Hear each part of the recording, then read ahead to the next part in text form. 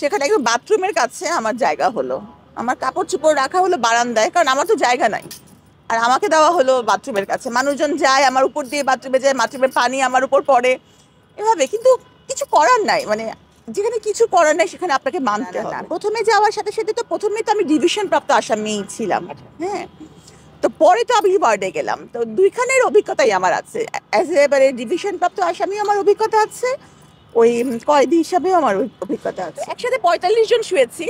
তো ধরেন ভাববেন না যে ধরেন ঘুম না আসলে আপনি এপাশ ওপাশ করতে পারবেন। আপনি কিন্তু ঘুম না আসলে নড়তে পারবেন না, কারণ আপনি যদি নড়েন তাহলে পাশের মানুষ কিন্তু ঘুমাতে পারবে না, কারণ তাকে আবার পরের দিন সকালে অন্য একটা, সে হয়তো রান্নার কাজ করে, চোকার কাজ করে, বা সে হয়তো ঝাড়ু দেওয়ার কাজ করে। তো আপনি ওপাশ ওপাশ করছেন আর ওনার ঘুম নষ্ট হচ্ছে, এটা কিন্তু হবে না। আপনার ঘুম না আসলে আপনাকে এভাবে শটান শুয়ে থাকতে হবে। স্বামীদের কাগজ কলম ব্যবহার করার অনুমতি নেই, তো বই লেখার তো প্রশ্ন উঠছে না। আমার মনের মধ্যে সবসময় ছিল যে আমি বই লিখবো। হ্যাঁ, তো ওখানে আমি মালির কাজ করতাম। আমি কারা বাগানের, মানে ফুল বাগানের, ওখানে কারা বাগান, সবজি বাগান আছে এবং ফুল বাগান আছে। তো আমি ফুল বাগানের ইনচার্জ ছিলাম। তো ওই কারাগারের ওই শক্ত মাটিতে আমি ফুল ফুটিয়ে এসেছি। মানে আমি কারা, ওখানে তখন বাগান ছিল না। হ্যাঁ, তো আমার আমার মাধ্যমেই প্রথমে কারা বাগানের একটা এই পথটা হলো। তো ওখানে আমি মানে এই মাটি কোপানো, তারপর সার ওনারা বাইরে থেকে এনে দিত, সার ছিটানো, এগুলা সবই করতাম। যখন সাবরিনা মাটি কোপায়, হ্যাঁ, হাতটা দেখিয়েছেন। মানে ধরেন অনেক সময় দেখা গেছে কাজ করলে মানে হাতে অনেক দাগ পড়ে যায় বা ইয়ে হয়ে যায়, যে হাতে কলম ছিল সবসময় সে হাতে ধরেন এটা এটা না, কতটা আমি চ্যালেঞ্জিং ছিল আসলে? আসলে আমি তো কার্ডিয়াক সার্জন। আমি মানুষের বুক দিয়ে কেটেছি বহু। হ্যাঁ, বহু অপারেশন আমি করেছি। যখন আমি দিয়ে কাটার পর বুক আবার এভাবে সরাই, অপারেশন করি, আবার বুকটা ব্যাট দিয়ে আমি লাগিয়েছি। হ্যাঁ, সুতরাং আমার ওই ফিটনেসটা আল্লাহর রহমতে ছিল। আর আমি ওখানে আমাকে যখন এই দায়িত্বটা দেওয়া হলো, আমি যখন কয়েদি হলাম, মানে তখন আমি বললাম যে আমাকে যে কোনো কাজ দেন দেন আমি করব, আমি কাজ করব। মানে আমার এটাই ছিল, আমি নিজেকে কষ্ট দিব, যে দেখি আল্লাহ আমাকে কত কষ্ট দিতে পারে। তো এই যে যখন আমাকে মালির কাজ দেওয়া হলো, তো তখন আমি মালির কাজ নিজে সবই করেছি। চাপা, ফুলের কাছে পানি দেওয়ার সব, সব মাটি কোপানো সব। আমরা শুনলাম। আমরা যদি একটু শুরুতে যাই, জেল জীবনের শুরুতে, গারদ প্রথমে যায়, গারদ থেকে তারপরে হাজতখানায়। সেখানে আমরা অনেক কয়েকদিন কাছ থেকে শুনেছি ইলিশ ফাইলে নাকি শোয়ানো হয়। তো আসলে ছেলেদেরকে, এটা কি মেয়েদের ক্ষেত্রে ইলিশ ফাইলে মানে শোয়ানো হয়? স্টেপ গুলা কি আসলে এটা একটু যদি বলেন। মানে এটা তো ইলিশ ফাইলটা তো আসলে শুতে হয় কি, মানে অনেক কয়েদি, এজন্য তো ইলিশ ফাইলে শুতে হবে, এটা তো স্বাভাবিক। এটা ছেলে মেয়ে ডিপেন্ড, মানে ছেলে মেয়ের উপর ডিপেন্ড করে না, নাম্বার অফ এই বন্দীদের উপর নির্ভর করে। যে বন্দি বেশি হলে তো জায়গা কম, ইলিশ ফাইলে শুতে হবে। আবার মানে আমরা যখন শুয়েছি কয়েদি ওয়ার্ডে, তো একসাথে 45 জন শুয়েছি। তো ধরেন ভাববেন না যে ধরেন ঘুম না আসলে আপনি এপাশ ওপাশ করতে পারবেন। আপনি কিন্তু ঘুম না আসলে নড়তে পারবেন না, কারণ আপনি যদি নড়েন তাহলে পাশের মানুষ কিন্তু ঘুমাতে পারবে না, কারণ তাকে আবার পরের দিন সকালে অন্য একটা, সে হয়তো রান্নার কাজ করে, চোকার কাজ করে, বা সে হয়তো ঝাড়ু দেওয়ার কাজ করে। তো আপনি ওপাশ ওপাশ করছেন আর ওনার ঘুম নষ্ট হচ্ছে, এটা কিন্তু হবে না। আপনার ঘুম না আসলে আপনাকে এভাবে শটান শুয়ে থাকতে হবে। না না না, প্রথমে যাওয়ার সাথে সাথে তো প্রথমে তো আমি ডিভিশন প্রাপ্ত আসামি ছিলাম। হ্যাঁ, তো পরে তো আমি ওয়ার্ডে গেলাম, তো দুইখানের অভিজ্ঞতাই আমার আছে। অ্যাজ এবারে ডিভিশন প্রাপ্ত আসামি আমার অভিজ্ঞতা আছে, ওই কয়েদি হিসাবেও আমার অভিজ্ঞতা আছে। আচ্ছা আপা, কয়েদি যখন যেখানে আপনি নরম বিছানায় শুয়ে অভ্যস্ত ছিলেন, হঠাৎ করে আপনি শক্ত বিছানায় মাটিতে, সেই বিছানায় না, মাটিতে, মাটিতে কম্বলের উপর। সেদিনের অভিজ্ঞতাটা যদি একটু শেয়ার করেন। মানে প্রথমে যখন আমি কয়েদি ওয়ার্ডে গেলাম, তো তখন আমার মানে ওই কয়েদি ওয়ার্ডে সব পুরনো কয়েদি। কিন্তু কয়েদি তারাই হয় যাদের মানে কয়েদি বলতে বোঝা যাচ্ছে যে যাদের সাজা হয়ে যায়। এবং তাদের মধ্যে সাধারণত যারা মার্ডার মামলার আসামি বেশি, সাজাপ্রাপ্ত আসামিতে মানে ওরা সবাই আমার অনেক সিনিয়র এবং অনেকদিন ধরে আছেন। তো কয়েদি ওয়ার্ডে যাওয়ার পরে আমি দেখলাম যে সব সিনিয়ররা বেশিরভাগই মার্ডার মামলা অথবা হেরোইন সেবক হিসাবে সাজাপ্রাপ্ত। তারা তো আমাকে পাত্তাই দেয় না। মানে প্রতারণা মামলা ও পাত্তাই দিতে দেয় না। পরে হচ্ছে যে এবং সবাই মোটামুটি বেড নিয়ে শুয়েছে, তো মাঝখানের যে জায়গা, সেখানে একদম বাথরুমের কাছে আমার জায়গা হলো। আমার কাপড় চোপড় রাখা হলো বারান্দায়, কারণ আমার তো জায়গা নাই। আর আমাকে দেওয়া হলো বাথরুমের কাছে। মানুষজন যায় আমার উপর দিয়ে, বাথরুমে যায়, বাথরুমের পানি আমার উপর পড়ে, এভাবে। কিন্তু কিছু করার নাই, মানে যেখানে কিছু করার নেই সেখানে আপনাকে মানতে হবে। বালিশ ছাড়া কতদিন ধরে? মানুষ ছাড়া 6 মাস।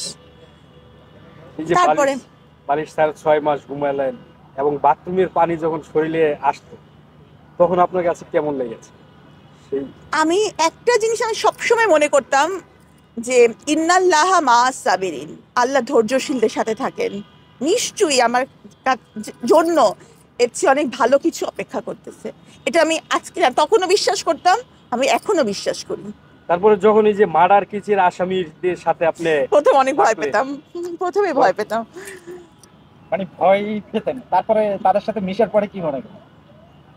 মানে প্রথম প্রথম যখন মার্ডার কেসের আসামির সাথে মানে থাকলাম তখন অনেক ভয় লাগতো। মানে আর ওনারা তো দীর্ঘদিন ধরে আছে, ওনারা একটু ড্যাম কেয়ার, মানে ওনাদের কথাবার্তা। আর ওখানে কারাগারে প্রথম প্রথম যে মানে আমাদের বাসায় তো আমি কখনো গালিগালাজের সাথে অভ্যস্ত না, কারণ আমার পরিবারের সবাই আমেরিকায় থাকে। তো তারা মানে একেবারে আসলে সত্যি গালিগালাজের সাথে অভ্যস্ত না। তো ওনারা আবার গালি না দিয়ে কোনো কথাই বলতে পারে না। তো প্রথম প্রথম তো বুঝতেই পারতাম না, পরে আস্তে আস্তে অভ্যাস হলো, শুনতাম।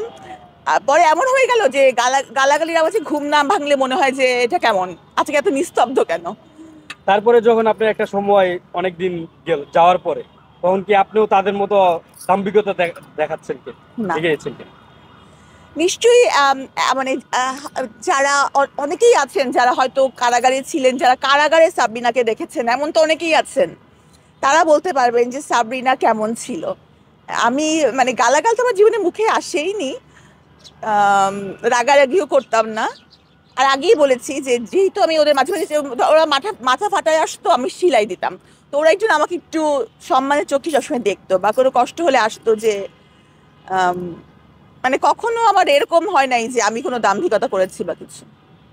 এই যে আপনার এত কিছু আপনার জীবন থেকে হারিয়ে গেল, আসলে এর জন্য দায়ী কে? আসলে আমার এই বিষয়ে আর কি বলবো, বলার কিছু নাই, এটা সময় বলে দিবে দায়ী কে। আমি এই বিষয়ে কিছু বলতে চাই না।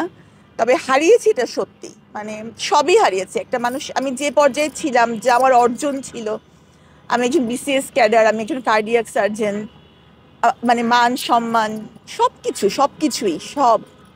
অনেকে সব। বলে যে কার্ডিয়াক সার্জন আপনি বাংলাদেশের প্রথম নারী, কিন্তু আমি যতটুকু গুগল বা ইনফরমেশন জানি, আমি জানতে পারলাম যে আমরা তৃতীয়।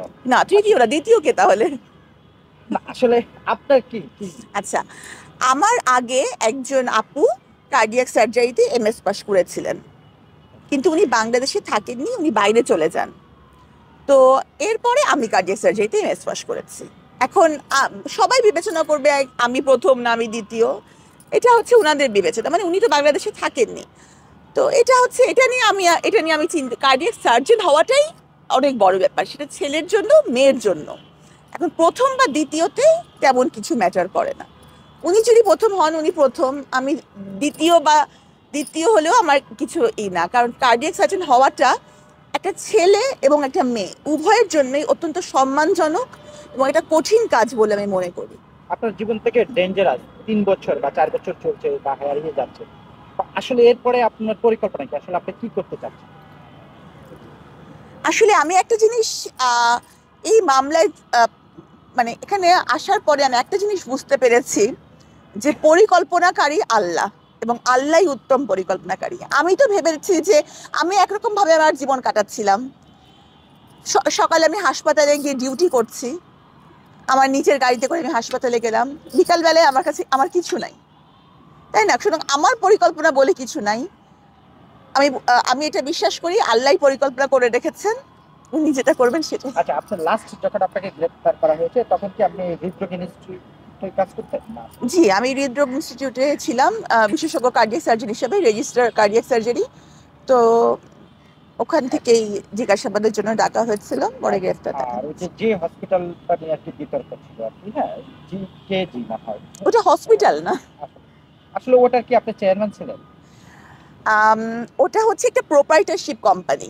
কাজে আমি আপনাদের কাছে প্রশ্ন করতে চাই, আমি তো একজন ডক্টর, এই বিষয়ে কম জানি, আপনারা তো ভালো জানেন, আমার চেয়ে আপনারা অবশ্যই ভালো জানেন, যে একটা ব্যক্তি মালিকানাধীন কোম্পানি বা প্রোপ্রাইটারশিপ কোম্পানিতে কি চেয়ারম্যান বলে কোনো পোস্ট থাকে? আর এই প্রশ্ন আজকে আপনাদের কাছে, কারণ আমি মানে এখন আর আমি কোনো প্রশ্নের উত্তর দেওয়ার মতন অবস্থা আমার নাই। আমি আপনাদের কাছে প্রশ্ন করতে চাই যে একটা ব্যক্তি মালিকানাধীন company, proprietorship company, limited company না, তার কি চেয়ারম্যান বলে কোনো পোস্ট থাকে? আচ্ছা